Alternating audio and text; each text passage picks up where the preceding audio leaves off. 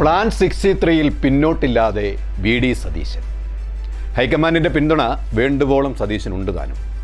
Plan 63-ലെ ആശങ്കയറിയിച്ച നേതാക്കളുടെ പിന്തുണ നേടാൻ ആശയവിനിമയം തുടരുകയാണ് പ്രതിപക്ഷ നേതാവ്. നിലവിൽ 2021-ൽ കോൺഗ്രസ് ജയിച്ച 21 സീറ്റുകൾക്ക് പുറമെ 42 സീറ്റുകൾ കൂടി ചേർത്ത് 63 സീറ്റുകൾ ഒറ്റയ്ക്ക് നേടുക എന്നതാണ് സതീശൻ മുന്നോട്ട് വയ്ക്കുന്ന പ്ലാൻ 63.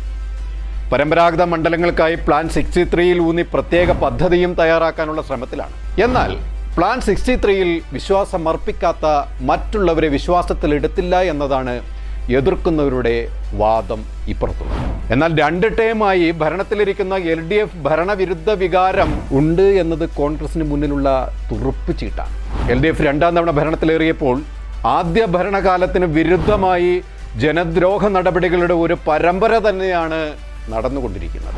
തൻപോരുമയും നീതി നിഷേധവും അഹങ്കാരവും കൊണ്ട് ജനങ്ങളെ അടിച്ചമർത്തുന്ന നയങ്ങൾ സ്വീകരിച്ച LDF സർക്കാരിന് ജനം മടുത്ത അവസ്ഥയിലുമാണ്.